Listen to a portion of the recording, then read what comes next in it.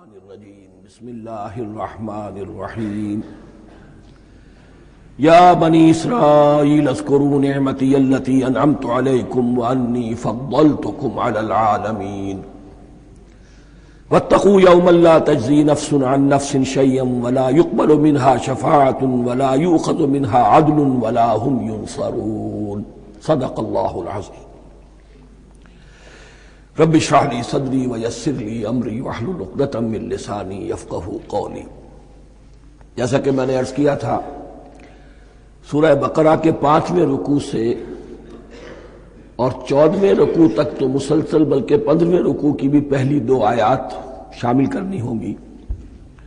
یہ 10 رکوعوں سے 2 آیات زائد ہیں کہ جن میں خطاب کل کا کل بنی اسرائیل سے ہے۔ البتہ اس میں یہ فرق ہے کہ پہلا رکوع جو ہے وہ ان کو دعوت پر مشتمل ہے، نبی اکرم صلی اللہ علیہ وسلم پر ایمان لانے کی پرزور دعوت۔ بقیہ یہ 9 رکوع جو ہیں یہ ان پر فرض قرارداد جرم ہے جو عائد کی جا رہی ہے۔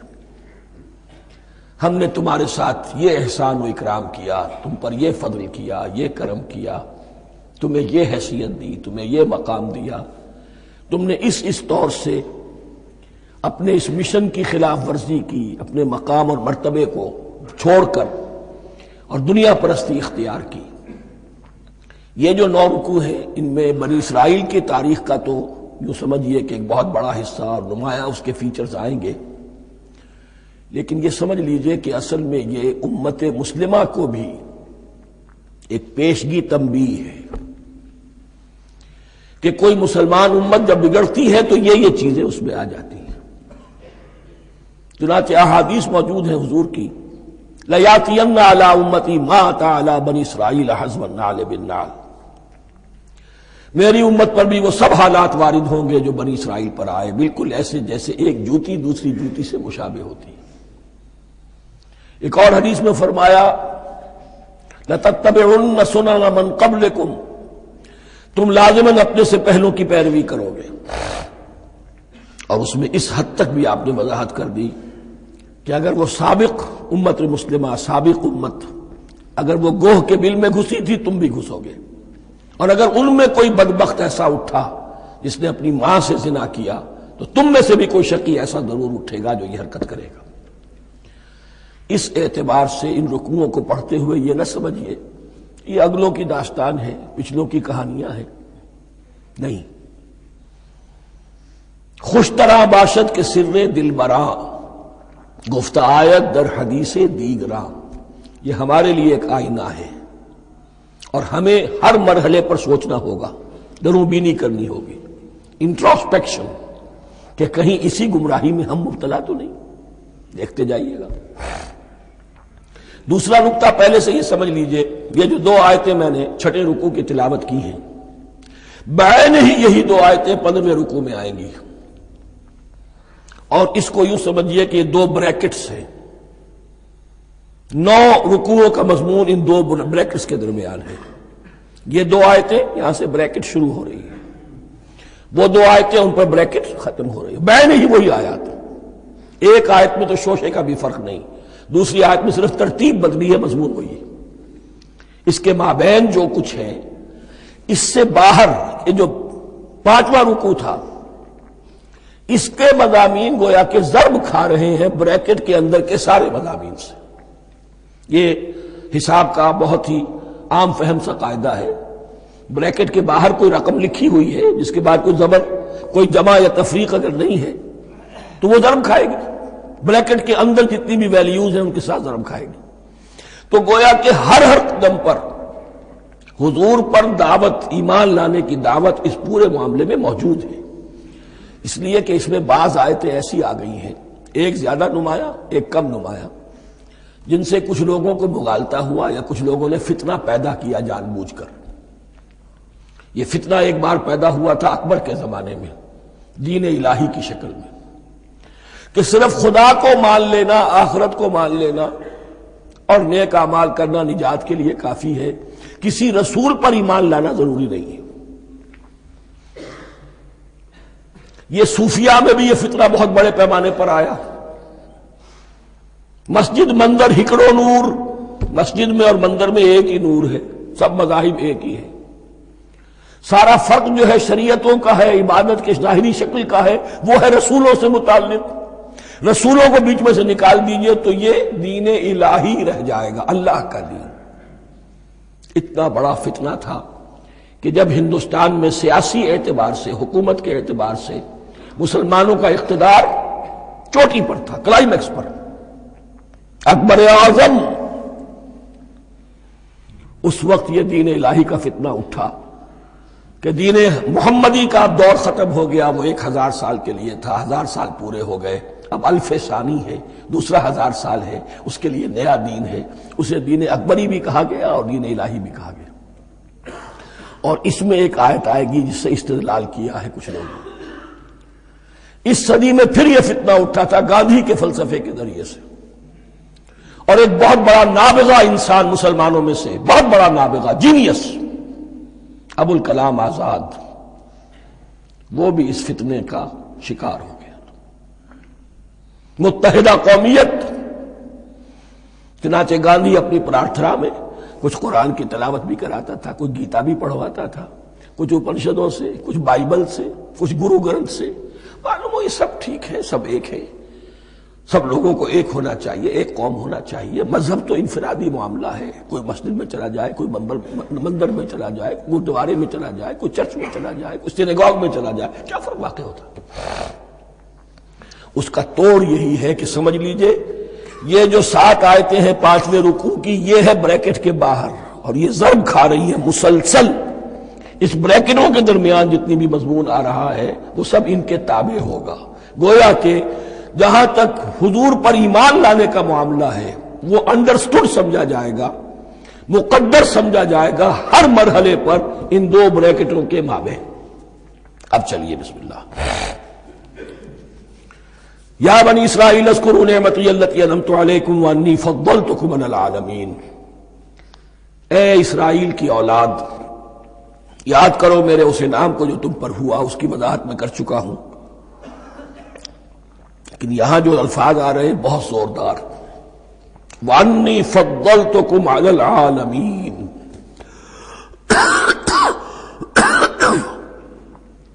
میں نے تمہیں فضیلت عطا کی تمام جہانوں پر. یہاں ایک قاعدہ نوٹ کر لیجئے، عربی نحو کا قاعدہ یہ ہے کہ کہیں ظرف جس میں کوئی شے ہے، ظرف کی جمع لے لیتے ہیں، مراد ہوتا ہے مظروف، ظرف کے اندر جو شے ہے اس کی جمع. تمام جہانوں پر فضیلت، کیا فرشتوں پر بھی فضیلت؟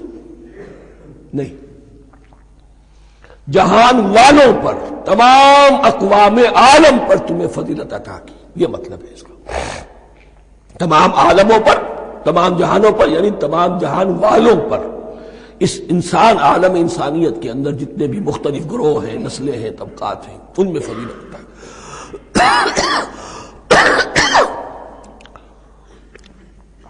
واتقوا یوما لا تجزی نفس عن نفس شیئا. میں عرض کر چکا ہوں، اب تیسری مرتبہ پھر عرض کر رہا ہوں. اصل شیخ آخرت، محاسبہ آخرت. یہ مستحضر ہوگا تو انسان سیدھا رہے گا. کس میں کمزوری آ جائے، ضعف آ جائے، تو باقی ایمان باللہ، ایمان بالرسالت، یہ نہ معلوم کیا کیا شکلیں اختیار کر لیں. دیکھیے اس آیت کے اندر 4 اعتبارات سے محاسبہ آخرت کا زور ہے. واتقوا یوما، ڈرو اس دن سے، لا تجزی نفس عن نفس شیئا، جس دن کوئی جان کسی دوسرے کے کام نہ آ سکے گی. ولا يقبل منها شفاعہ، اور نہ کسی سے کوئی سفارش یا شفاعت قبول کی جائے گی. Categorical denial. ولا يؤخذ منها عدل، نہ کسی سے فدیہ قبول کیا جائے گا. ولا هم ينصرون، اور نہ انہیں کوئی مدد مل سکے گی. ہم نے طرح طرح کے عقیدے، شفاعت باطلہ کا تصور. اہل عرب سمجھتے تھے ہمیں یہ فرشتے جو ہے خدا کی بیٹیاں ہیں، یہ لات اور منات اور عزا، ہم نے ان کے بت بنا رکھے ہیں. پوچھتے ہیں یہ اپنے ابا جان سے اللہ کی بیٹیاں ہیں نا، لاڈلی بیٹیاں چھڑا لیں گے ہمارے ہاں بھی تصور ہے اولیاء اللہ چھڑا لیں گے، یا شفاعت باطلہ، خود حضور کی شفاعت کے بارے میں جو غلط تصورات ہیں، ایک شفاعت حقہ ہے، اس کی وضاحت کا یہ موقع نہیں ہے، وہ آیت الکرسی پہ جب ہم پہنچیں گے انشاءاللہ تعالیٰ اسی سورہ مبارکہ میں تو اس کی وضاحت بھی ہوگی۔ یہ سارے جو ہم نے جو گھر رکھے ہیں خیالات، ان کی نفی اس آیت کے حوالے سے کی۔ وَاتَّقُوا يَوْمًا لَا تَجْزِي نَفْسٌ عَن نَفْسٍ شَيْئًا، کوئی انسان دوسرے انسان کے کام نہیں آ سکے گا۔ وَلَا يُقْبَلُ مِنْهَا شَفَاعَةٌ، کسی جان کی طرف سے کوئی سفارش قبول نہیں ہوگی۔ وَلَا يُؤْخَذُ مِنْهَا عَدْلٌ، نہ کوئی فدیہ قبول کیا جائے گا۔ وَلَا هُمْ يُنصَرُونَ، نہ انہیں کوئی مدد مل سکے گی۔ اب اس کے بعد اللہ تعالیٰ کے احسانات اور ان کی طرف سے جو ناشکریاں ہوئی ہیں ان کی بڑی تفصیل کے ساتھ اب بات چلے گی، تفصیل نہیں تیزی کے ساتھ۔ یہ واقعات کئی 100 برس کے ہیں، لیکن ایک تو یہ کہ ان کی تفاصیل مکی صورتوں میں آ گئی ہیں، سب سے زیادہ سورہ اعراف میں ملے گی، اور بھی کئی صورتوں میں آپ کو مل جائے گی۔ یہاں پر تو پے بپے، جیسے کہ ایک قرارداد جرم کسی پر کی جاتی ہے تو اس میں سب گنوائے جاتے ہیں، تم نے یہ کیا، یہ کیا، یہ کیا۔ وَإِذْ نَجَّيْنَاكُم مِّنْ آلِ فِرْعَوْنَ، اور ذرا یاد کرو جب کہ ہم نے تمہیں نجات دی تھی فرعون کی قوم سے۔ يَسُومُونَكُمْ سُوءَ الْعَذَابِ، وہ تمہیں بدترین عذاب میں مبتلا کیے ہوئے تھے۔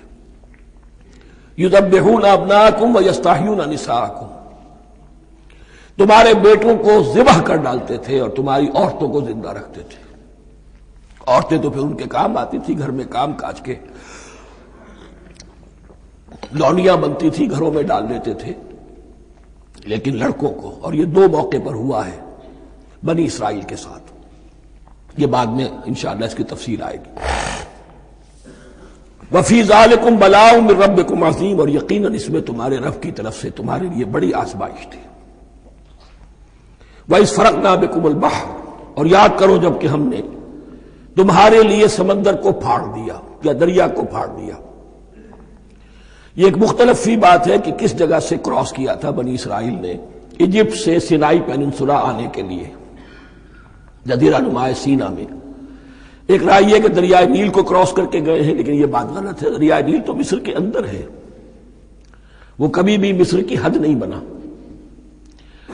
اسی کی رائے یہ ہے کہ جو خلیج سویز ہے، بحر قلزم جو ہے، ریڈ سی، وہ اوپر جا کر 2 کھاڑیوں میں تبدیل ہو جاتا ہے، خلیج عقبہ مشرق کی طرف اور خلیج سویز مغرب کی طرف، اور ان کے درمیان میں یہ سینائی پیننسولا جو ہے یہ تکون ہے، جیسے ہندوستان بھارت تکون ہے ایسے یہ پیننسولا ہے، انڈین پیننسولا، سینائی پیننسولا۔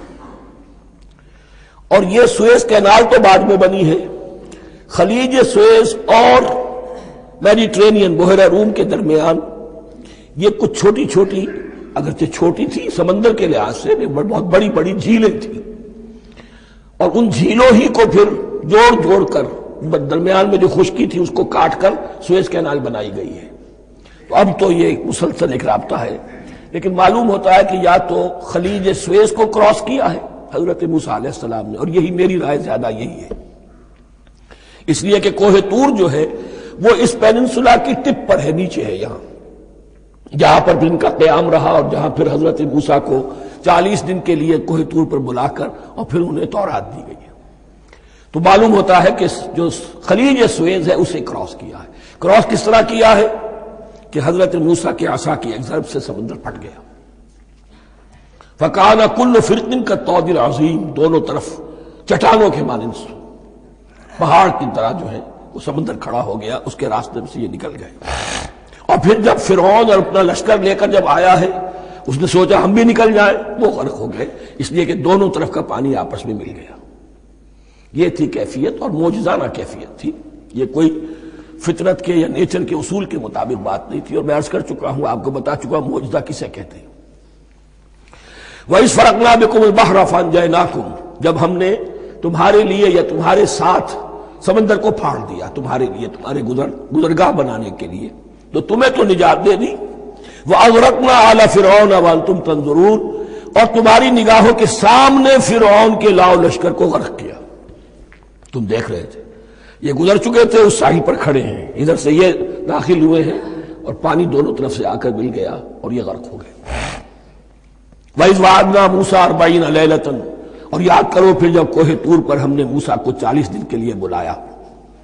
ثُمَّ اتَّخَذْتُمُ الْعِجْلَ، ان کی غیر حاضری میں تم نے بچڑے کی پرستی شروع کر دی، اسے معبود بنا لیا، من بعدہ، اس کی غیر موجودگی میں، وَأَنْتُمْ ظَالِمُونَ، تم بہت بڑا ظلم تھا جس کا ارتکاب کیا۔ ان الشرک لظلم عظیم، عظیم ترین ظلم جو ہے وہ شرک ہے، اور شرک جلی کی یہ شکل کہ بچڑے کو پوج رہے ہو۔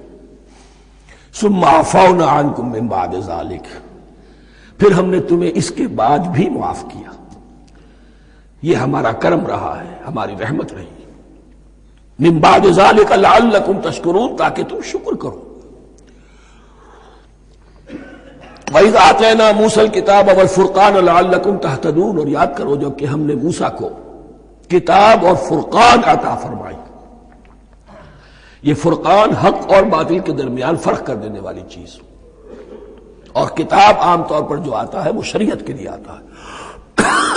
شریعت بھی دی، کتاب بھی دی، اور فرقان بھی دیا، لعلکم تہتدون، تاکہ تم ہدایت پاؤ۔ وَإِذْ قَالَ مُوسَىٰ لِقَوْمِهِ، اور یاد کرو جب کہ کہا تھا موسیٰ نے اپنی قوم سے، یا قوم انکم ظلمتم انفسکم باتخاذکم العجل، اے میری قوم کے لوگو، یقیناً تم نے اپنے اوپر بڑا ظلم کیا ہے بچڑے کو معبود بنا کر۔ فتوبوا الی بارئکم، پس توبہ کرو اپنے پروردگار، اپنے خالق کی جناب میں۔ باری اللہ تعالیٰ ہے، باری۔ فاقتلوا انفسکم، تو قتل کرو اپنے آپ کو۔ یہ چیز جو ہے تورات میں تفصیل سے آئی ہے، قرآن میں نہیں ہے۔ اسی اعتبار سے میں نے آپ کو بتایا تھا کہ تورات کا مطالعہ اس اعتبار سے مفید ہے کہ بہت سے واقعات جن کا قرآن میں ذکر ہے، اجمالاً اشارہ ہے، اس کی تفصیل کے لیے ہمیں تورات سے رجوع کرنا پڑتا ہے، ورنہ یہ کہ اس آیت کا صحیح مفہوم واضح نہیں ہوگا۔ فاقتلوا انفسکم، اپنے آپ کو قتل کرو، کیا مانی؟ یہ قتل مرتد کی سزا ہے۔ وہاں معلوم ہوتا ہے کہ حضرت موسیٰ نے یہ حکم دیا، 12 قبیلے تھے، ہر قبیلے میں سے کچھ لوگوں نے یہ کفر اور شرک کیا، باقی لوگوں نے نہیں کیا۔ انہیں حکم دیا گیا کہ اپنے قبیلے کے لوگ ان کو قتل کریں جو ان کے قبیلے میں سے اس کفر کے مرتکب ہوئے۔ انفسکم سے مراد یہ اپنے قبیلے کے لوگوں کو تم قتل کرو، اس لیے کہ قبائلی زندگی جو ہوتی ہے آپ کو معلوم ہے، اس میں کوئی اور قبیلہ ہاتھ لگا دے تو قبائلی عصبیت بھڑک اٹھے گی۔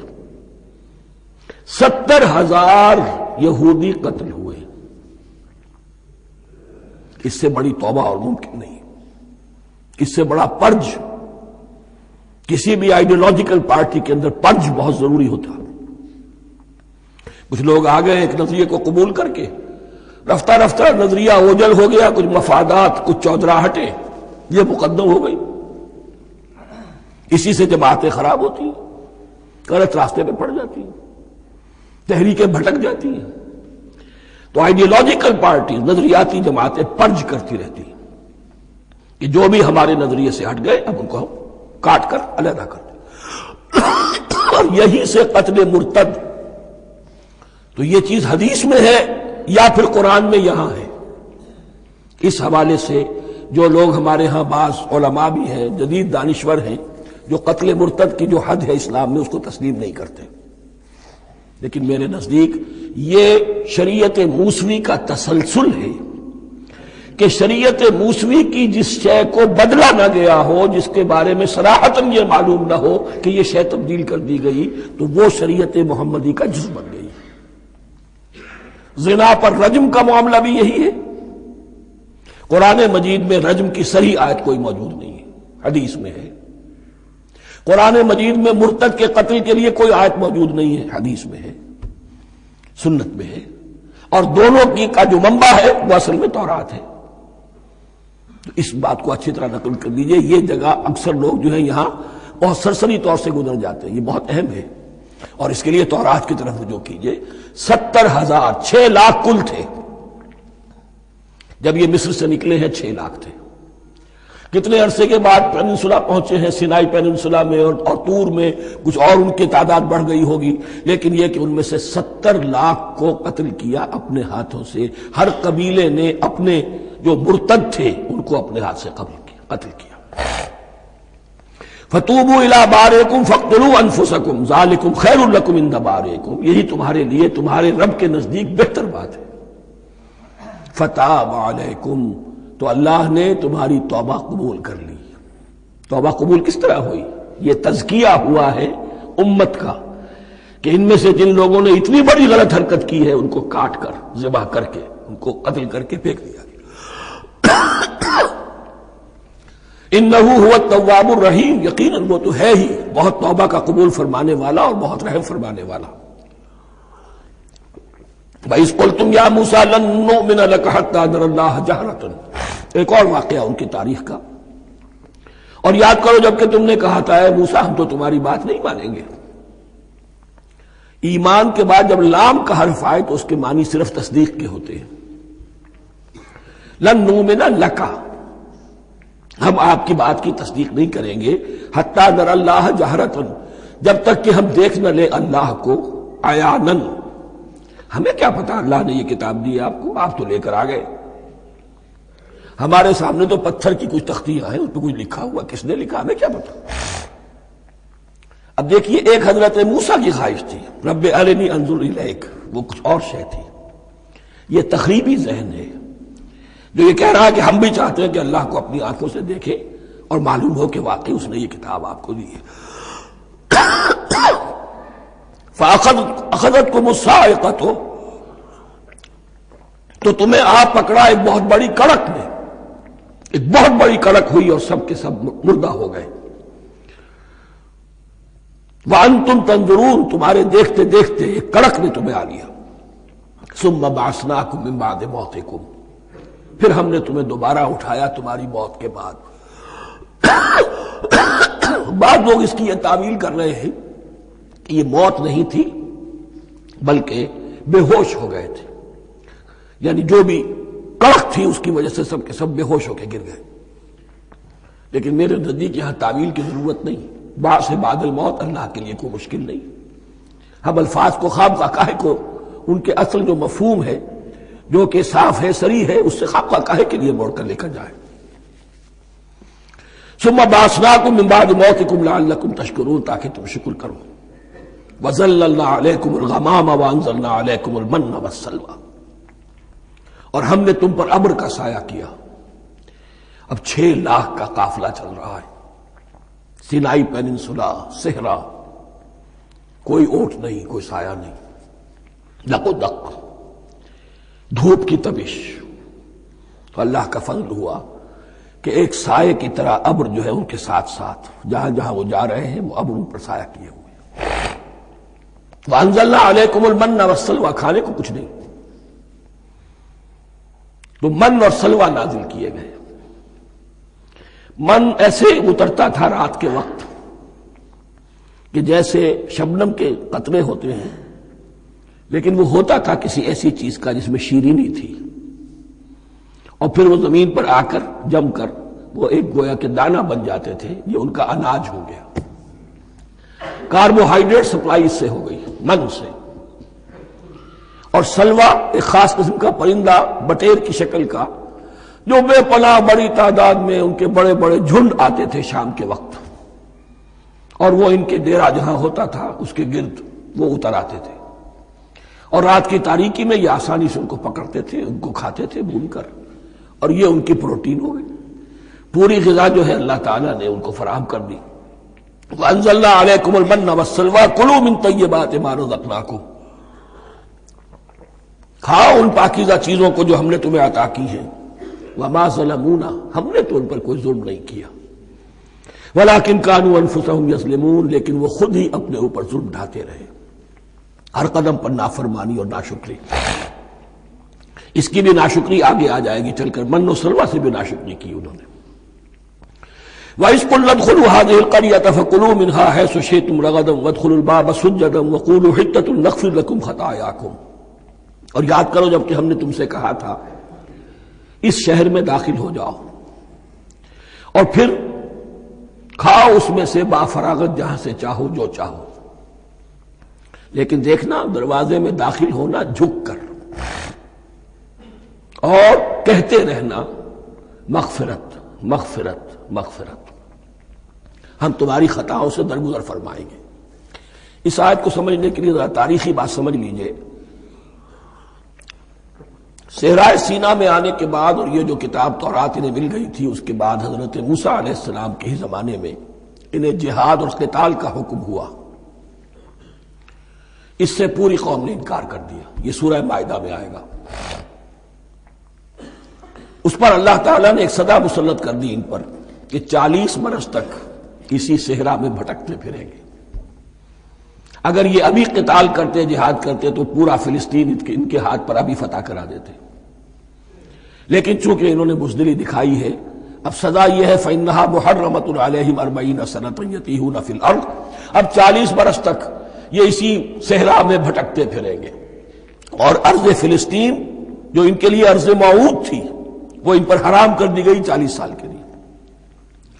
اس 40 سال کے عرصے میں حضرت موسیٰ کا بھی انتقال ہو گیا، حضرت ہارون کا بھی ہو گیا، اور اس عرصے میں ایک نئی نسل پیدا ہوئی۔ وہ جو غلامی کا داغ اٹھائے ہوئی نسل آئی تھی مصر سے، جن کے اندر مورل کیریکٹر جو ہے وہ بہت کمزور ہو جاتا ہے، غلامی کا یہ اثر ہوتا ہے۔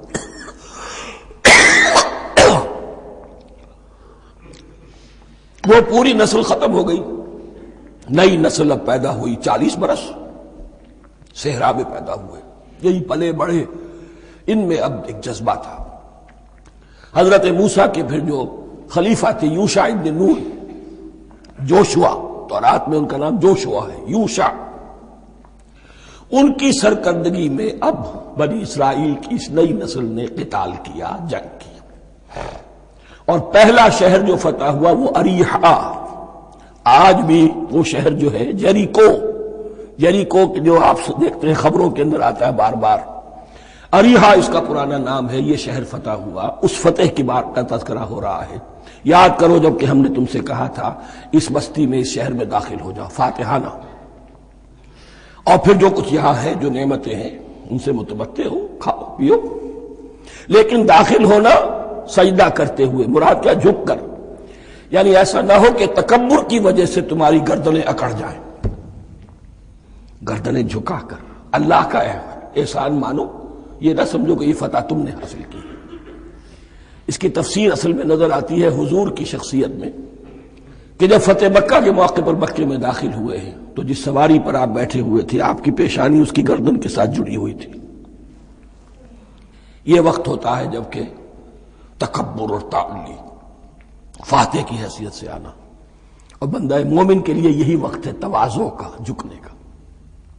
وَقُولُوا حِطَّةٌ، حتیٰ یحط تو کہتے ہیں جھاڑ دینے کو، تو اس کے معنی کیا ہے؟ اے اللہ ہمارے گناہ جھاڑ دے، مغفرت، اے اللہ ہمیں مغفرت، ہماری مغفرت فرما، جو خطائیں ہو گئی بخش دے۔ قولوا حِطَّةٌ، تمہاری زبان پر استغفار ہونا چاہیے، تمہاری گردنیں جھکی ہوئی ہونی چاہیے۔ نغفر لکم خطایاکم، اگر تم اس پر عمل کرو گے ہم تمہاری خطائیں جو ہیں انہیں معاف فرما دیں گے۔ وسنزید المحسنین، اور جو تم میں محسن ہوں گے انہیں اور بھی زیادہ دیں گے، اور انعام و اکرام آئیں گے۔ فبدل الذین ظلموا قولا غیر الذی قیل لہم، تو ان میں سے جو ظالم تھے، جو بد کردار تھے، انہوں نے بدل دیا، ایک اور قول اختیار کر لیا اس قول کی جگہ جو انہیں کہا گیا تھا حتہ حتہ، انہوں نے کہنا شروع کیا ہنتا ہنتا، ہمیں تو گیہوں چاہیے۔ یہ بعد میں ابھی آ جائے گا اگلے رکوع کے اندر، کہ من و سلوہ سے ان کی طبیعتیں بھر گئی تھی ایک ہی چیز کھا کھا کے۔ اب وہ کہہ رہے تھے کوئی چیز ہمیں جو ہے زمین کی روئیدگی میں سے، پیداوار میں سے، تو وہ ان کے زبان پر انہوں نے مذاق اڑاتے ہوئے گویا کہ حضرت موسیٰ علیہ السلام کے ذریعے سے حکم ملا ہے، استہزاء کر رہے ہیں، حتۃ کی بجائے حنتۃ۔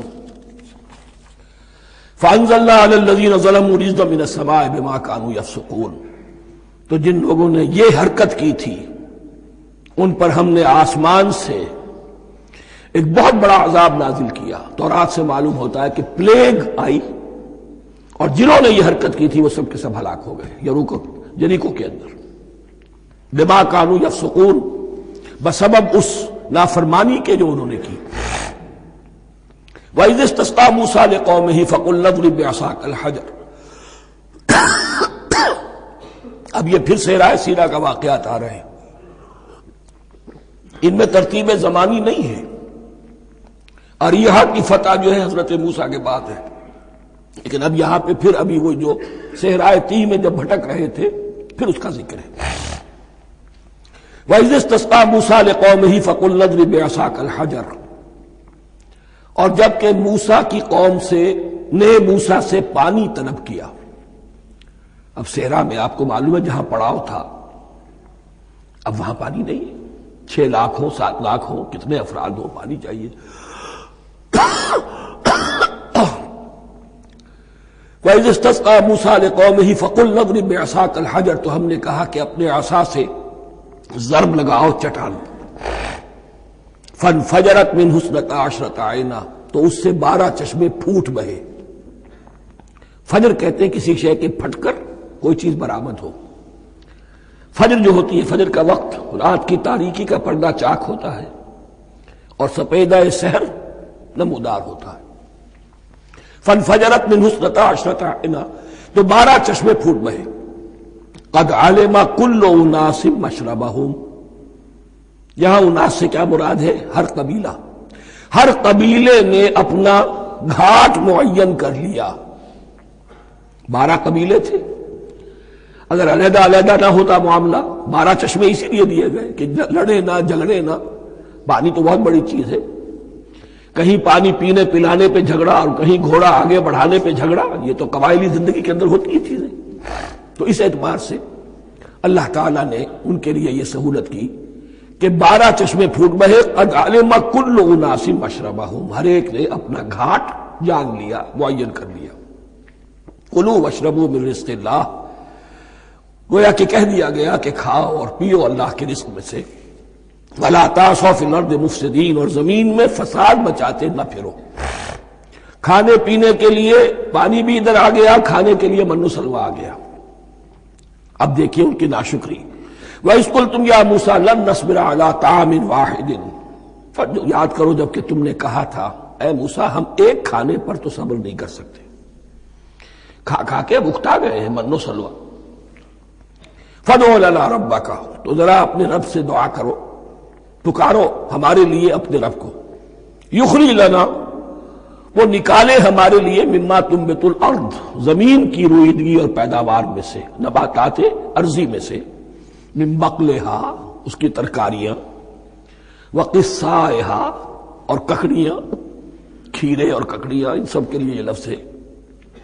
وفومہا، ایک ترجمہ گیہوں کیا گیا ہے لیکن میرے نزدیک زیادہ صحیح ترجمہ ہے لہسن، اور سرائے کی زبان میں بھی اور ممکن ہے کہ سندھی میں بھی ہو تھوم، تھوم کہتے ہیں لہسن کو، یہ فوم کی بدلی ہوئی شکل ہے، اس لیے کہ یہی علاقہ ہے جس میں عرب آئے تھے، تو عربوں کی زبان کے بہت سے الفاظ جو ہیں اس سرائے کی زبان میں خاص طور پر وہ بہت زیادہ، تو تھوڑی سی شکل بدل کر وہ کافی تعداد میں موجود ہے۔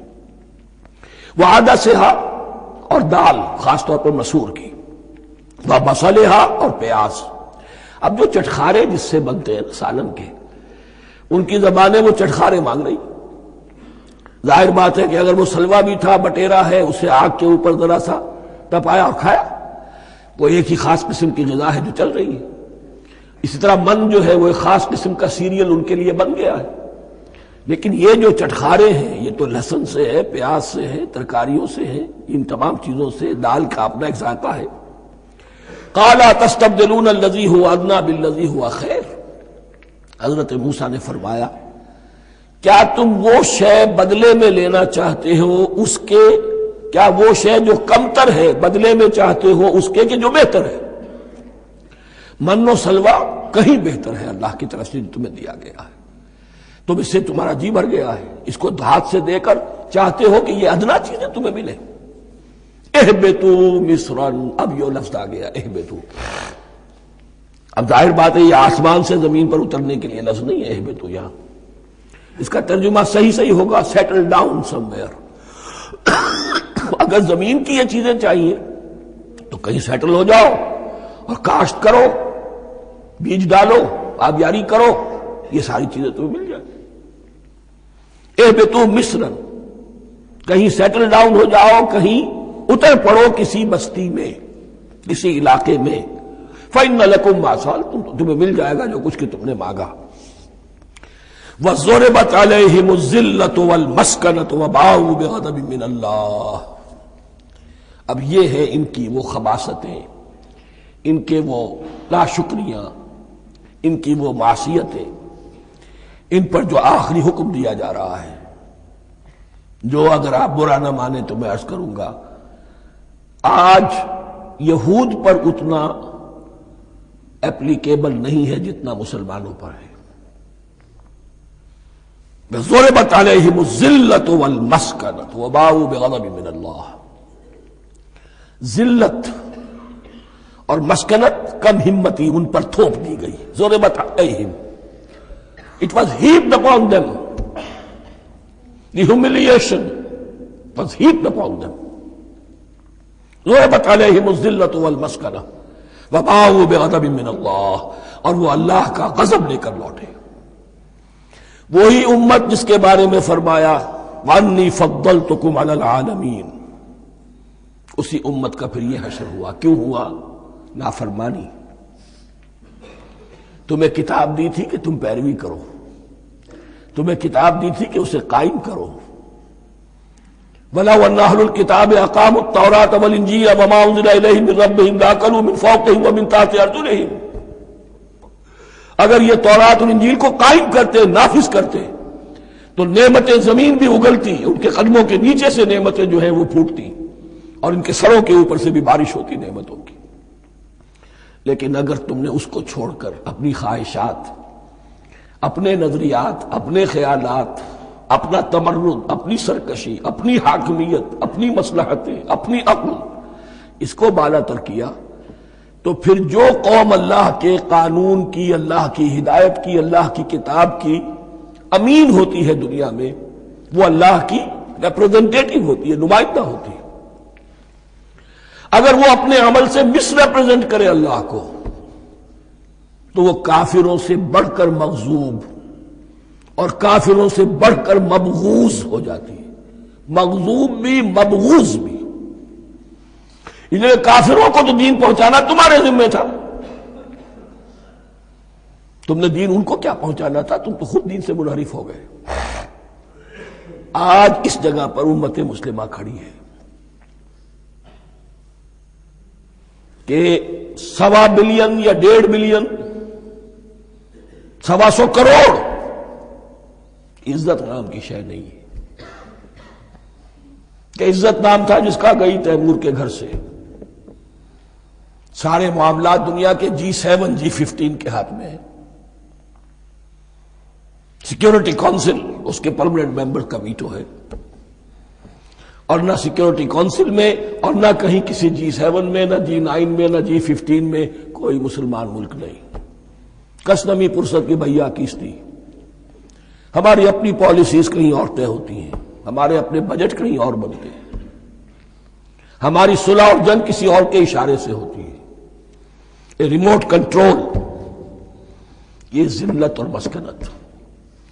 ہم کہتے ہیں ہماری شہرگ ہے کشمیر، اور جنگ کرنے کو تیار نہیں ہے۔ یہ خوف نہیں تو کیا ہے؟ یہ مسکنت نہیں تو کیا ہے؟ اگر اللہ پر یقین ہو اور اپنے حق پر یقین ہو تو اگر شہر دوسرے کے قبضے میں ہے تو ہمت کرو، یا تخت یا تختہ، لیکن نہیں۔ آپ کے ریڈیو پر، ٹیلی ویژن پر خبریں آتی رہیں کہ اتنے مسلمانوں کے ساتھ یہ کر دیا، اتنی مسلمان عورتوں کی بے حرمتی کر دی، لیکن یہاں ہم بیٹھے ہوئے اپنے اپنے دھندوں میں، اپنے اپنے کاروبار میں، اپنی اپنی ملازمتوں میں، اپنے اپنے کیریئرز میں، دنیا میں کیا کچھ ہو رہا ہے۔ بہرحال اس وقت یہ جو ہے، میں نے جیسا کہ عرض کیا تھا کہ یہ ہے تاریخ بنی اسرائیل کی، لیکن خوشترا باشد کے سر دل براں، گفت آیت در حدیث دیگراں، یہ ہمارا نقشہ ہے آج اس آیت میں۔ ضربت علیہم الذلۃ والمسکنۃ وباؤوا بغضب من اللہ۔ اور یہ کیوں؟ ذالک بانہم کانوا یکفرون بآیات اللہ، یہ اس لیے کہ وہ اللہ کی آیات کا انکار کرتے رہے، وَيَقْتُلُونَ النَّبِيِّينَ بِغَيْرِ الْحَقِّ، اللہ کے نبیوں کو ناحق قتل کرتے رہے۔ ہمارے ہاں بھی مجددین امت میں سے کتنے ہیں جو جیلوں میں ڈالے گئے، جن کو ایسی ایسی مار پڑی ہے کہ کہا جاتا ہے کہ ہاتھی کو بھی وہ مار پڑتی تو برداشت نہ کرتا۔ احمد ابن حنبل کے ساتھ کیا ہوا؟ ابو حنیفہ جیل میں انتقال کیا، امام مالک کے کندھے کھینچ دیے گئے، اتار دیے گئے، منہ کالا کر کے اور اونٹ پر بٹھا کر پھرایا گیا۔ امام دار الہجرہ شیخ احمد سرہندی جیل میں رہے، سید احمد بریلوی اور ان کے ساتھیوں کو خود مسلمانوں نے تہہ تیغ کیا ہے۔ بہرحال یہ داستانیں ہیں، اب نبی تو کوئی نہیں آئے گا، ان کے ہاں نبی تھے، ہمارے ہاں مجددین ہیں، علماء حق ہیں، جیسے کہ حدیث بھی ہے علماء امتی کا انبیاء بنی اسرائیل، تو جو انہوں نے انبیاء کے ساتھ کیا ہم نے مجددین اور علماء کے ساتھ کیا۔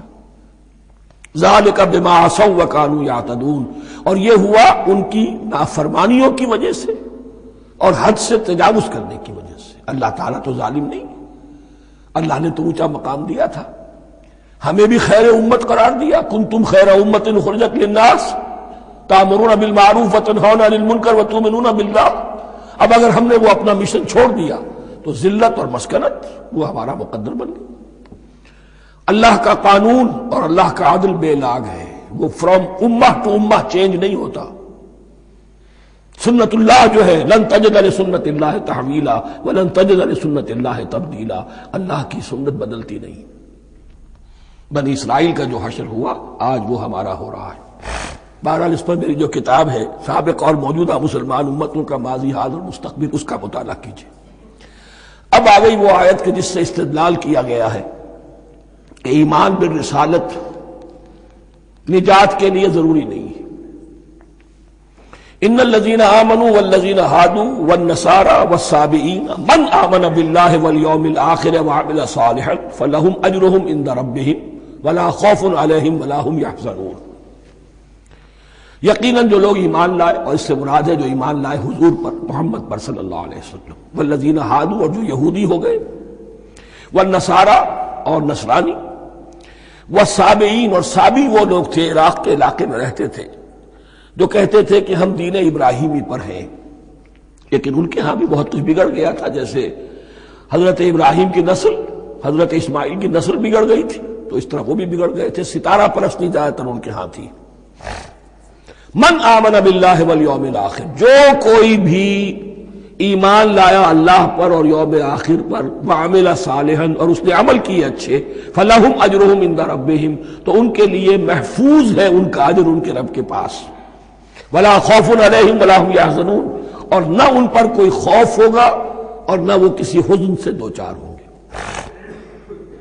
ظاہر الفاظ کے اعتبار سے دیکھیے کہ یہاں ایمان بالرسالت کا ذکر نہیں ہے۔ ویسے تو اگر کوئی اس سے یہ غلط استدلال کرتا ہے تو اس کا پہلا جو اصولی جواب ہے وہ تو یہ ہے کہ ایسی حدیثیں بھی موجود ہیں، من قال لا الہ الا اللہ دخل الجنہ، تو اس کے کیا معنی ہے؟ صرف کہنے سے جنت میں داخل ہو جائیں گے، کسی عمل کی ضرورت نہیں؟ جواب یہ دیا جائے گا پورے قرآن کو سامنے رکھو، پورے حدیث کے ذخیرے کو سامنے رکھو، کسی ایک جگہ سے کوئی ایک نتیجہ نکال لینا وہ صحیح نہیں۔ لیکن اس کے علاوہ وہ اصول جو میں بیان کر چکا ہوں کہ یہ سلسلہ شروع کہاں سے ہوا ہے، 5واں رکوع، وآمنوا بما انزلت مصدقا لما معكم ولا تكونوا اول كافر به، انہیں ایمان کی زوردار دعوت سے تو یہ ساری بات شروع ہوئی ہے۔ اب فصاحت اور بلاغت کا یہ تقاضا ہے کہ بار بار اس کو دہرایا نہ جائے، وہ بات انڈرسٹوڈ رہے گی، مقدر رہے گی، سمجھی جائے گی کہ ہر جگہ پر وہ موجود ہے، اس لیے کہ ساری گفتگو ہو رہی ہے اسی کے حوالے سے۔ وآمنوا بما انزلت مصدقا لما معكم ولا تكونوا اول كافر به ولا تشتروا بآياتي ثمنا قليلا وإياي فاتقون۔ اس حوالے سے یوں سمجھیے اب اس آیت کو کہ یہاں پر کچھ الفاظ محذوف مانے جائیں گے. ان الذین آمنوا والذین ہادوا والنصارى والصابئین من آمن باللہ والیوم الآخر وعمل صالحا فی ایامہم فلہم اجرہم عند ربہم ولا خوف علیہم ولا ہم یحزنون. ہر دور میں جبکہ ابھی حضرت عیسیٰ نہیں آئے تھے تو جو بھی یہودی تھے اس وقت تک حضرت موسیٰ کے ماننے والے، وہ جو بھی اللہ پر ایمان رکھتے تھے اور نیک عمل کرتے تھے، آخرت کو مانتے تھے، ان کی نجات ہو جائے گی. لیکن حضرت عیسیٰ کے آنے کے بعد ان کو نہیں مانا، اب وہ کافر قرار پائے. لیکن اب حضرت عیسیٰ کے آنے کے بعد جب تک حضور نہیں آئے جو بھی مانتا ہے، لیکن یہ کہ شرط یہی ہوگی کہ اپنے اپنے زمانے میں، اصل میں نفی جس بات کی جا رہی ہے وہ یہ ہے کہ یہ نہ سمجھو کہ کسی گروہ میں ہونے سے نجات ہوتی ہے. نجات کسی گروہ میں ہونے کی وجہ سے نہیں ہے، نجات کی بنیاد ایمان اور عمل صالح ہے. کسی رسول پر ایمان لانا اپنے دور کے رسول پر وہ تو لازم ہے، لیکن یہ ہے کہ اس پر ایمان تو لے آئے اور وہ عمل صالح نہیں ہے تو نجات نہیں ہوگی. تو یہ اپنے اپنے دور میں، اپنے اپنے زمانے میں ہر امت کے لیے وَلِكُلِّ أُمَّةٍ أَجَلٌ قرآن مجید کے ایک مقام پر آیا ہے، ہر امت کے لیے ایک خاص معین مدت ہے. اس معینہ مدت میں اب ظاہر بات ہے جو لوگ حضور کی بعثت سے پہلے فوت ہو گئے ان پر تو کوئی ذمہ داری نہیں تھی حضور پر ایمان لانے کی، اور ایسے لوگ تھے، ایسے موحدین مکے میں موجود تھے جو یہ کہتے تھے کعبے کے پردے پکڑ پکڑ کر، اے اللہ ہم صرف تجھے پوجنا چاہتے ہیں، صرف تیری بندگی کرنا چاہتے، لیکن جانتے نہیں کیسے کریں. یہ بات موجود تھی اور ان کا انتقال بھی ہو گیا. یہ زید، سعید ابن زید، سعید جو حضرت عمر کے بہنوئی تھے اور وہ عشرہ مبشرہ میں سے ہیں، ان کی اہلیہ حضرت فاطمہ بنت خطاب، ان دونوں کے ایمان کو اللہ نے ذریعہ بنایا حضرت عمر کے ایمان کا. اور یہ والد تھے سعید کے زید، وہ یہ کہتے ہوئے دنیا سے چلے گئے حضور کی ابھی بعثت ہی نہیں ہوئی تھی، اے اللہ میں صرف تیری بندگی کرنا چاہتا ہوں، کیسے کروں یہ نہیں جانتا. اسی کو ذہن میں رکھیے، اہدنا الصراط المستقیم جو میں نے کہا تھا، ایک سلیم الفطرت انسان، سلیم العقل انسان توحید تک پہنچ جاتا ہے، آخرت کو پہچان لیتا ہے. لیکن اب کیا کروں؟ اس شریعت کے لیے، ان احکام کے لیے وہ دستے سوال دراز کرنے پر مجبور ہے. الحمدللہ رب العالمین الرحمن الرحیم مالک یوم الدین ایاک نعبد و ایاک نستعین اہدنا الصراط المستقیم. اسی صراط المستقیم کی دعا کا یہ جواب اب آئے گا، شروع ہوگا سورہ بقرہ سے. یہ کرو، یہ نہ کرو، یہ فرض ہے، یہ تم پر لازم کیا گیا، یہ چیز حرام کی گئی، وغیرہ وغیرہ. ان الذین آمنوا والذین ہادوا والنصارى والصابئین من آمن باللہ والیوم الآخر وعمل صالحا. اور محذوف الفاظ فی ازمنتہم، اپنے اپنے زمانے میں، یا فی ایامہم، فلہم اجرہم عند ربہم ولا خوف علیہم ولا ہم یحزنون. وَإِذْ أَخَذْنَا مِيثَاقَكُمْ وَرَفَعْنَا فَوْقَكُمُ الطُّورَ. اور ذرا یاد کرو جب کہ ہم نے تم سے عہد لیا، قول و قرار لیا، اور تمہارے اوپر اٹھا دیا طور کو، پہاڑ کو. جب تورات دی گئی تو اس وقت ایک کیفیت معجزانہ طور پر ایسی پیدا کی گئی، ان کے اوپر ایک روب ڈالنے کے لیے اور خشیت قلب میں پیدا کرنے کے لیے کوہ طور اٹھا کر معلق کر دیا گیا. اس وقت کہا گیا خذوا ما آتیناکم بقوۃ. تو اس قول و قرار کے وقت ایک معجزے کی شکل یہ ہوئی تھی. وَإِذْ أَخَذْنَا مِيثَاقَكُمْ وَرَفَعْنَا فَوْقَكُمُ الطُّورَ خُذُوا مَا آتَيْنَاكُمْ بِقُوَّةٍ وَاذْكُرُوا مَا فِيهِ لَعَلَّكُمْ تَتَّقُونَ. پکڑو اس کو مضبوطی کے ساتھ جو ہم نے تمہیں دیا ہے، اس حدیث، اس کتاب کو، تورات کو، اس شریعت کو، ان احکام کو. وَاذْكُرُوا مَا فِيهِ، اور یاد رکھو اسے جو کچھ کہ اس میں ہے، لَعَلَّكُمْ تَتَّقُونَ، تاکہ تم بچ سکو. ثُمَّ تَوَلَّيْتُم مِّن بَعْدِ ذَلِكَ، پھر تم نے روگردانی کی اس کے بعد، اس میثاق کو توڑا، میثاق الست کو توڑا تھا، اور دوسرے یہ میثاق شریعت جو تم سے لیا گیا اس کو بھی توڑا. ثم تولیتم من بعد ذلک فلولا فضل اللہ علیکم ورحمتہ لکنتم من الخاسرین. پھر اگر اللہ کا فضل تمہارے شامل حال نہ ہوتا اور اس کی رحمت تمہاری دستگیری نہ کرتی رہتی، بار بار تمہیں معاف کیا، تمہیں مہلت دی، تو اگر یہ چیز نہ ہوتی تو اسی وقت سے تم خسارہ پانے والے اور تباہ ہونے والے ہو جاتے۔ وَلَقَدْ عَلِمْتُمُ الَّذِينَ اعْتَدَوْا مِنْكُمْ فِي السَّبْتِ، اور تمہیں خوب معلوم ہے تم میں سے وہ لوگ جنہوں نے سبت کے قانون کو توڑا، حد سے تجاوز کیا۔ یہ واقعہ تفصیل کے ساتھ سورہ اعراف میں آئے گا کہ ان کی شریعت میں ہفتے کا روز معین کر دیا گیا تھا، کوئی دنیاوی کام نہیں ہوگا۔ آج بھی وہ لوگ جو ہے سبت کو، جو بھی پریکٹسنگ جیوز ہیں، وہ اس کی پابندی کرتے ہیں اور بڑی شدت سے کرتے ہیں۔ لیکن ایک زمانے میں ایک خاص ان کا قبیلہ تھا کہ جس نے ایک بڑے ہی شرعی ہیلا ایجاد کر کے اس قانون کی دھجیاں بکھیری۔ تفصیل ہم پڑھیں گے سورہ اعراف میں۔ وَلَقَدْ عَلِمْتُمُ الَّذِينَ اعْتَدَوْا مِنْكُمْ فِي السَّبْتِ، اور تمہارے علم میں ہے تمہارے وہ لوگ کہ جنہوں نے سبت کے قانون کے ضمن میں خلاف ورزی کی۔ فَقُلْنَا لَهُمْ كُونُوا قِرَدَةً خَاسِئِينَ، تو ہم نے کہہ دیا ان کو کہ ہو جاؤ ذلیل بندر۔ ان کی شکلیں بس کر دی گئی، انہیں بندروں کی شکل میں تبدیل کر دیا گیا۔ فَجَعَلْنَاهَا نَكَالًا لِمَا بَيْنَ يَدَيْهَا، پھر ہم نے اس واقعے کو یا اس بستی کو ایک بنا دیا مثال، لوگوں کے لیے ان کی عبرت کے سامان بنا دیا، ان کے لیے بھی جو سامنے موجود تھے اس زمانے کے لوگ، اور ان کے لیے بھی جو بعد میں آنے والے تھے۔ وَمَوْعِظَةً لِّلْمُتَّقِينَ، اور اسے ایک نصیحت، ایک سبق آموزی کی بات بنا دیا اہل تقویٰ کے لیے۔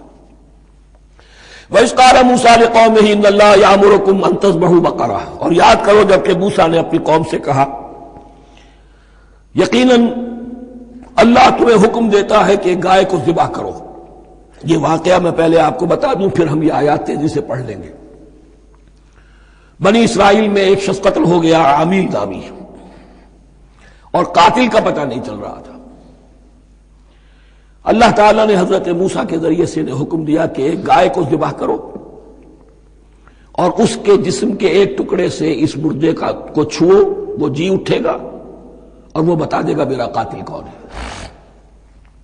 اب یہ کہ یہ معجزات کی شکل ہے جو بار بار آ رہے ہیں، اور سابق اس امت کے اندر معجزات کا آپ کو بہت ابل دخل ملے گا۔ اس میں ایک تو یہ کہ گائے کو ذبح کرنا، وہ گائے کے تقدس کا جو ان کے دل میں ذہن میں تھا، تو ذبح کرنے سے اس کے اوپر بھی گویا کہ ایک تلوار چلائی گئی، اور پھر انہیں دکھا بھی دیا گیا کہ ایک آدمی زندہ بھی ہو سکتا ہے، بعد سے بعد الموت کا بھی ایک نقشہ دکھا دیا گیا انہیں۔ لیکن انہیں جب یہ حکم ملا اور ان کے دلوں کے اندر وہ بچڑے کی اور گائے کی تقدیس جو ہے وہ پلی ہوئی تھی، اب انہوں نے سوال کر کے کسی طریقے سے بچنے کے لیے مین میخ نکالی، کیسی گائے ہو، کیا رنگ ہو، کس طرح کی ہو، کس عمر کی ہو۔ بالآخر یہ کہ جب ہر طرف سے گھیراؤ ان کا ہو گیا اور سب چیزیں جو ہیں ان کے سامنے واضح کر دی گئی، تب انہوں نے یوں سمجھیے چاروں ناچار بادل ناخواستہ اس حکم پر عمل کیا۔ بس اب ترجمہ کر لیجئے۔ وَإِذْ قَالَ مُوسَىٰ لِقَوْمِهِ إِنَّ اللَّهَ يَأْمُرُكُمْ أَن تَذْبَحُوا بَقَرَةً، اور یاد کرو جب کہ موسیٰ نے کہا اپنی قوم سے کہ اللہ حکم دیتا ہے تمہیں کہ گائے کو ذبح کرو۔ قَالُوا أَتَتَّخِذُنَا هُزُوًا، انہوں نے کہا کیا آپ ہمارے ساتھ کوئی ٹھٹھا کر رہے ہیں، مذاق اڑا رہے ہیں، یہ کیا بات آپ کہہ رہے ہیں؟ قَالَ أَعُوذُ بِاللَّهِ أَنْ أَكُونَ مِنَ الْجَاهِلِينَ، فرمایا میں اللہ کی پناہ طلب کرتا ہوں اس سے کہ میں جاہلوں میں سے ہو جاؤں، کہ میں ان دین کے معاملات کے اندر استہزاء اور تمسخر کو شامل کر دوں۔ قالوا ادع لنا ربك يبين لنا ما هي، اب انہوں نے کہا اچھا ایسی بات ہے تو ذرا اپنے رب سے دعا کیجئے کہ وہ ہم پر واضح کر دے کہ وہ کیسی ہو۔ قال انه يقول، حضرت موسیٰ نے فرمایا اللہ تعالیٰ فرماتا ہے انها بقرۃ لا فارض ولا بکر، وہ ایک ایسی گائے ہونی چاہیے کہ جو نہ بوڑھی ہو نہ بالکل بچھیا ہو، عوان بین ذالک، ان کے بین بین ہو۔ فَفَعَلُوا مَا تُؤْمَرُونَ، تو اب کر گزرو جو تمہیں حکم دیا گیا۔ قَالُوا ادْعُ لَنَا رَبَّكَ يُبَيِّن لَنَا مَا لَوْنُهَا، اب انہوں نے پھر کہا ذرا ایک دفعہ اور دعا کیجئے اپنے رب سے، وہ ہمیں بتا دے اس کا رنگ کیسا ہونا چاہیے۔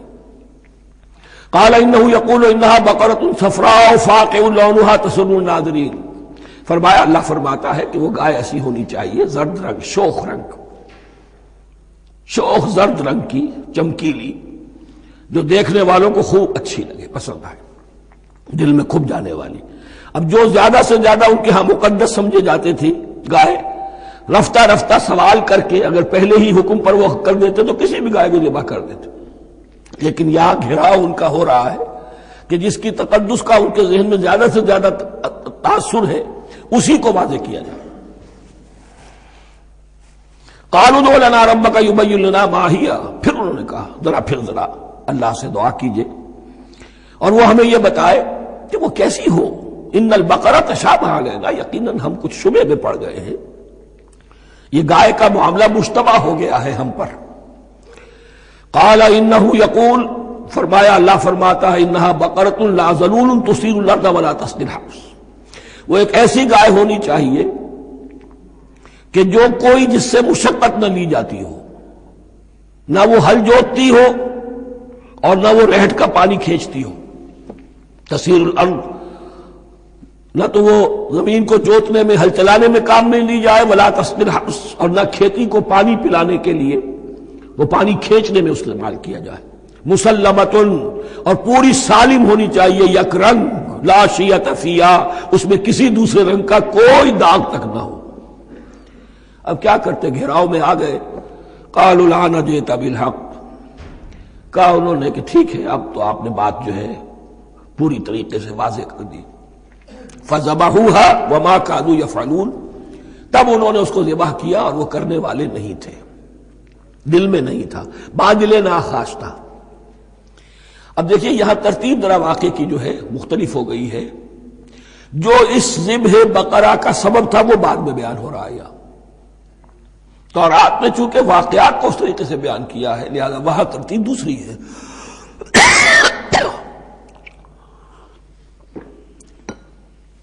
وَإِذْ قَتَلْتُمْ نَفْسًا فَادَّارَأْتُمْ فِيهَا، اور یاد کرو جب کہ تم نے ایک جان کو قتل کیا تھا اور اس کا الزام تم ایک دوسرے پر لگا رہے تھے، یعنی کسی کا پتہ نہیں چل رہا تھا قاتل کون ہے۔ وَاللَّهُ مُخْرِجٌ مَا كُنتُمْ تَكْتُمُونَ، اور اللہ تعالیٰ فیصلہ کر چکا تھا کہ جو کچھ تم چھپا رہے ہو اسے نکال کر رہے گا، واضح کرے گا۔ فَقُلْ اضْرِبُوهُ بِبَعْضِهَا، تو ہم نے حکم دیا کہ اس کی لاش کو اس گائے کے ایک ٹکڑے سے، اس کے جسم کے ایک حصے سے ضرب لگاؤ۔ کذالک یحیی اللہ الموتیٰ، اور دیکھو اس طریقے سے اللہ مردوں کو زندہ کر دے گا۔ تھوڑی دیر کے لیے وہ زندہ ہوا اور اس نے اپنے قاتل کا نام بتا دیا۔ وَيُرِيكُمْ آيَاتِهِ لَعَلَّكُمْ تَعْقِلُونَ، اور وہ تمہیں دکھاتا ہے اپنی آیات تاکہ تم عقل سے کام لو۔ اب جو الفاظ آ رہے ہیں بہت سخت ہیں، بہت سخت ہیں، لیکن ان کو پڑھتے ہوئے درون بینی ضرور کیجیے گا، اپنے اندر جھانکیے گا۔ ثم قست قلوبکم، پھر تمہارے دل سخت ہو گئے جب دین میں ہیلے بہانے نکالے جانے لگے اور ہیلوں بہانوں کے ذریعے سے شریعت کے احکام سے بچا جائے، اللہ کو دھوکہ دینے کی کوشش کی جائے، اس کا جو نتیجہ نکلتا ہے وہ دل کی سختی۔ ثم قست قلوبکم، پھر تمہارے دل سخت ہو گئے۔ فَهِيَ كَالْحِجَارَةِ أَوْ أَشَدُّ قَسْوَةً، تو وہ تو اب پتھروں کے مانند ہیں بلکہ سختی میں ان سے بھی زیادہ شدید ہے۔ یہ ویسے بھی فصاحت اور بلاغت کا بھی بڑا ایک عمدہ مقام ہے قرآن کا۔ وَإِنَّ مِنَ الْحِجَارَةِ لَمَا يَتَفَجَّرُ مِنْهُ الْأَنْهَارُ، پتھروں میں سے تو ایسے بھی ہوتے ہیں جن میں سے چشمے پھوٹ بہتے ہیں۔ وَإِنَّ مِنْهَا لَمَا يَشَّقَّقُ فَيَخْرُجُ مِنْهُ الْمَاءُ، اور ایسے بھی ہیں جو شق ہو جاتے ہیں، پتھر چٹانیں، ان میں سے پانی برآمد ہو جاتا ہے۔ وَإِنَّ مِنْهَا لَمَا يَهْبِطُ مِنْ خَشْيَةِ اللَّهِ، اور ان میں وہ بھی ہوتے ہیں جو اللہ کے خوف سے گر پڑتے ہیں۔ وَمَا اللَّهُ بِغَافِلٍ عَمَّا تَعْمَلُونَ، اور اللہ تعالیٰ غافل نہیں ہے اس سے کہ جو تم کر رہے ہو۔ یہ کیفیت جو ہے ثم قست قلوبکم فَهِيَ كَالْحِجَارَةِ أَوْ أَشَدُّ قَسْوَةً، ہے کون؟ یا بنی اسرائیل اذکروا نعمتی التي انعمت علیکم وانی فضلتکم علی العالمین، جن پر 1400 برس ایسے گزرے کہ کوئی لمحہ ایسا نہ تھا کہ نبی موجود نہ ہو، جنہیں 3 کتابیں دی گئیں، لیکن یہ کہ اپنی بدعملی، عقائد میں بھی مین بیخ کر کے اپنے آپ کو بچانے کے راستے نکال لینا، اعمال میں بھی ہیلوں کے ذریعے سے، کتاب الحیل کے ذریعے سے اپنے آپ کو ذمہ داریوں سے مبرہ کر لینا، اس کا نتیجہ پھر یہ نکلتا ہے۔ اللہ تعالیٰ مجھے اور آپ کو اس انجام بد سے بچائے۔ بارک اللہ لی ولکم فی القرآن العظیم ونفعنی وإیاکم بالآیات والذکر الحکیم۔